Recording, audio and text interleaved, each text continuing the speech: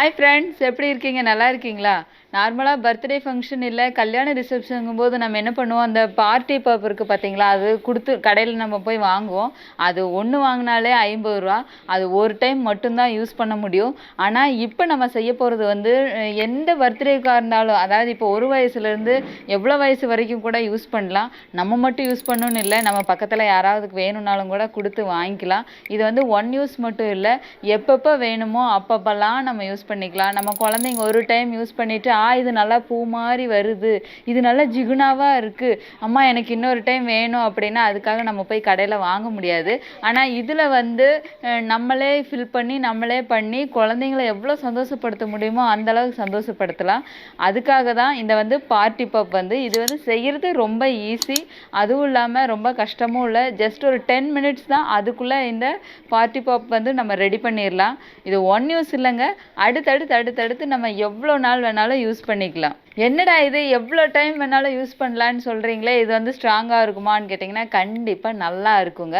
அதைத்தான் இன்றைக்கி எப்படி செய்கிறதுன்னு பார்க்க போகிறோம். ஓகே, இப்போ வாங்க எப்படி பார்ட்டி பப் செய்கிறதுன்னு பார்க்கலாம். நான் வந்து ஒரு ரெடியூசர் எடுத்திருக்கேன். இந்த ரெடியூசரில் வந்து ஃபஸ்ட்டு 3 இன்ச்சு பைப் இருக்கு இல்லையா, இதை வந்து நல்லா ஃபிட் பண்ணிக்கிறேன். இதை வந்து நல்லா டைட்டாக ஃபிட் பண்ணும். இதுக்கு கம்மு போட்டாலும் கூட பிரச்சனை இல்லை, இது வந்து கலந்து வரக்கூடாது, அதுக்காக நல்லா டைட்டாக ஃபிட் பண்ணிக்கிறேன். இந்த பக்கம் 1.5 இன்ச்சு பைப்பை வந்து நான் ஃபிட் பண்ணிக்கிறேன். இதையும் நல்லா ஃபிட் பண்ணிக்கணும். கம்மு போட்டால் பிரச்சனை இல்லை, நல்லா டைட்டாக இருக்கணும். கலண்டு வராத அளவுக்கு நல்லா டைட்டாக ஃபிட் பண்ணிக்கணும். அதுக்கு அடுத்தது எம்டிஏ கேப் ஒன்று எடுத்திருக்கேன். இந்த கேப்பில் வந்து இந்த மாதிரி ஒரு லைட்ரு எடுத்திருக்கேன். இந்த லைட்டரை வந்து எம்டிஏ கேப்பில் ஃபிட் பண்ணணும் இந்த மாதிரி. அதுக்காக இதில் ஒரு ஹோல்ஸ் மட்டும் போட்டுக்கிறேன், கொஞ்சம் பெருசாக. ஒரு கம்பியை நல்லா சூடு பண்ணி இதில் ஹோல்ஸ் போட்டுட்டேன். ஹோல்ஸ் போடும்போது கை பத்திரம். இப்போது இது ஹோல்ஸ் போட்டாச்சு. இதில் அந்த மேலாப்பில் இருக்கிறது இல்லையா, அதை மட்டும் சுரண்டி எடுத்துகிட்டு இந்த லைட்டரை வந்து அப்படியே ஃபிட் பண்ணணும். இது ஃபிட் பண்ணும்போது லைட்ரு வந்து கரெக்டாக ஃபிட்டாக இருக்கணும். கொஞ்சம் கேப் எப்படி இருக்க தான் செய்யும், அதுக்காக ரொம்ப கேப் வந்துடக்கூடாது. இது பாருங்கள், இந்த மாதிரி நல்லா ப்ரெஸ் பண்ணி நல்லா ஃபிட்டாக இருக்கணும். இந்த ஃபிட்டாக இருந்து இந்த கேப் இருக்குது பார்த்தீங்களா, கொஞ்சம் கேப் இருக்குது. அந்த கேப்புக்காக நான் வந்து எம்சில் தான் அதில் வந்து ஒட்டிக்கிறேன். இந்த எம்சியில் வந்து அதில் ஒட்டும்போது அதில் கேப் இருக்காது.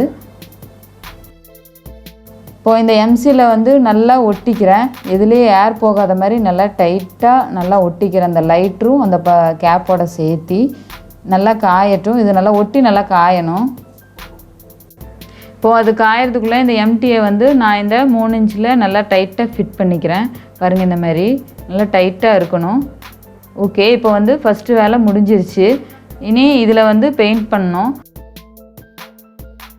அதுக்காக நான் வந்து பிளாக் கலர் எடுத்திருக்கேன். இதை பெயிண்ட் பண்ணாமலும் இருந்துக்கலாம், பட் இந்த பைப்புங்க வந்து ஒவ்வொன்றும் ஒவ்வொரு கலரில் இருக்கிறனால பார்க்குறதுக்கு ஒரு மாதிரி இருந்துச்சு. பிளாக் கலர் அடிச்சுன்னா அது ஃபுல் ஃபினிஷிங்காக நல்லா இருக்குன்றனால நான் இதை வந்து ஃபுல்லாக பெயிண்ட் பண்ணி காய வச்சுக்கிறேன்.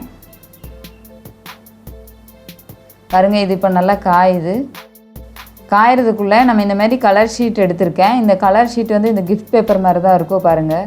இது எல்லா கிஃப்ட் பேப்பர்லேயும் இதை தான் பேக் பண்ணி தருவாங்க. இதை என்ன பண்ணுறேன்னா, இந்த மாதிரி சின்ன சின்னதாக இல்லை கொஞ்சம் பொடி பொடியாக வந்து நல்லா கட் பண்ணி எடுத்துக்கிறேன் இந்த பேப்பர்ஸ் எல்லாமே.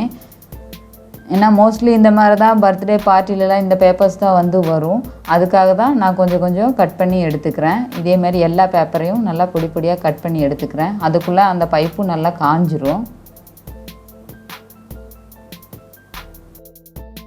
இந்த பைப் இப்போது காஞ்சிருச்சு. இது காஞ்சதுக்கப்புறம் இந்த மாதிரி ஒரு பேப்பரை வந்து ஃபஸ்ட்டு நல்லா உள்ளே தள்ளி விட்டுக்கணும். அதாவது இந்த 1.5 இன்ச்சு பைப் இருக்குது பார்த்தீங்களா, அது வரைக்கும் நல்லா தள்ளி விட்டுக்கணும். ரொம்பவும் திணிக்கக்கூடாது, கொஞ்சம்தான். அதுக்கப்புறம் இந்தமாரி நம்ம கட் பண்ணி வச்சுருக்கிற பேப்பர்ஸ் எல்லாத்தையும் அதில் அப்படியே கொஞ்சம் கொஞ்சமாக போடணும். ரொம்ப திணிச்சு ரொம்ப அழுத்தியெல்லாம் போடக்கூடாது. சும்மா சாஃப்டாக ரஃப்பாக போட்டால் போதும். பாருங்கள், நான் போட்டுக்கிட்டே இருக்கேன், இதே மாதிரி போட்டால் போதும். இப்போ ஓரளவுக்கு எல்லாமே நல்லா ஃபில் பண்ணிட்டேன். ஃபில் பண்ணிவிட்டு இந்த மாதிரி ஒரு பேப்பரை மேலே வச்சு இதை சும்மா லைட்டாக சுற்றிக்கணும். மேலே லைட்டாக கேப் மாதிரி போட்டு ஒரு செல்லோ டேப் வச்சு நான் இதை நல்லா க்ளோஸ் பண்ணிக்கிறேன். இப்போ இந்த மேலே ஃபில் பண்ணுறதுக்குள்ளே இந்த லைட்ரு போட்டு வச்சு இந்த கேப் வந்து நல்லா காஞ்சிருக்கும், அதையும் கூட எடுத்து வச்சுக்கிறேன். ஓகே, இப்போ மேலே வேலை முடிஞ்சு நீ அடுத்தது கீழே இதில் வந்து ஒரு பாடி ஸ்ப்ரே எடுத்துக்கிறேன். பாருங்கள், ஏதாவது ஒரு பாடி ஸ்ப்ரே என்ன இருக்கோ அதை எடுத்து யூஸ் பண்ணிக்கணும். இதுக்குள்ளே நான் வந்து ஒரு 5-6 டைம் மட்டும் ஸ்ப்ரே பண்ணிக்கிறேன். நல்லா உள்ளே போகிற மாதிரி நல்லா ஸ்ப்ரே பண்ணிக்கிறேன். பாருங்கள் இந்த மாதிரி நான் இப்போ ஸ்ப்ரே பண்ணுற பாருங்கள். ஸ்ப்ரே பண்ணிவிட்டு அதுக்கப்புறம் என்ன பண்ணணுன்னா டக்குன்னு அந்த கேப் இருக்கு இல்லையா, அந்த கேப் எடுத்து அதில் அப்படியே நல்லா க்ளோஸ் பண்ணி வச்சுக்கணும். அந்த ஏர் வந்து வெளியில் வந்துடக்கூடாது. அதுக்கு வேண்டி தான் நம்ம ஆல்ரெடி அந்த கேப்லேயே வந்து எம்சீல் போட்டிருந்தோம். இப்போ நல்லா க்ளோஸ் பண்ணிக்கிறேன். இப்போது பார்ட்டி பேப் வந்து ரெடி ஆயிடுச்சு. லைட்டரை மட்டும் லைட்டாக இப்படி ப்ரெஸ் பண்ணால் போதும். பாருங்கள் டக்குன்னு வந்துருச்சு, சூப்பராக வந்துருச்சு. இப்போ பாருங்கள் காற்று அந்த சைடு அடிக்குது, அதனால் பறந்தது அப்படியே டக்குன்னு அந்த சைடு போகுது. இது வந்து நான் மறுபடியும் செஞ்சேன். இதில் நிறைய பேப்பர் போட்டனால இது இன்னும் அப்படியே கொஞ்சம் நேரம் அப்படியே பறந்து வந்துக்கிட்டே இருக்குது. நல்லா பூமாலை மாதிரி அப்படியே வருது பாருங்கள்.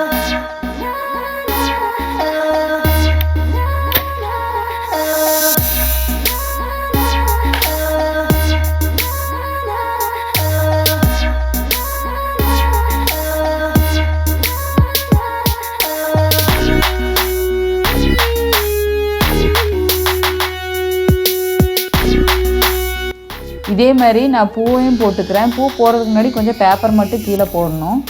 சேம் அதே ப்ரொசீஜர் தான்.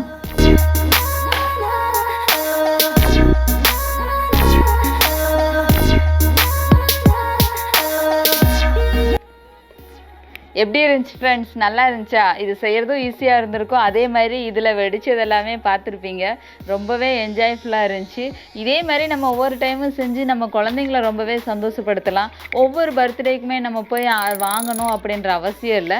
இது வந்து அப்படியே பத்திரமா வச்சுக்கிட்டா போதுங்க. இது ரொம்ப யூஸ்ஃபுல்.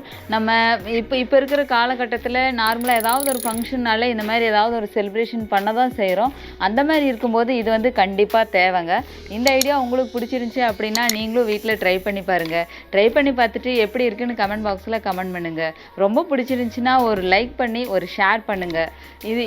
இதே மாதிரி இன்னும் நிறைய வீடியோஸ் உங்களுக்காக காத்துக்கிட்டே இருக்குது. நீங்கள் புதுசாக இந்த வீடியோ பார்க்குறீங்க அப்படின்னா மறக்காமல் சப்ஸ்கிரைப் பண்ணுங்கள். பக்கத்தில் இருக்கிற பெல் பட்டனை ப்ரெஸ் பண்ணுங்கள். ஓகேங்க, இனி அடுத்து வேறு வீடியோவில் பார்க்கலாம். அது வரைக்கும் பாய்.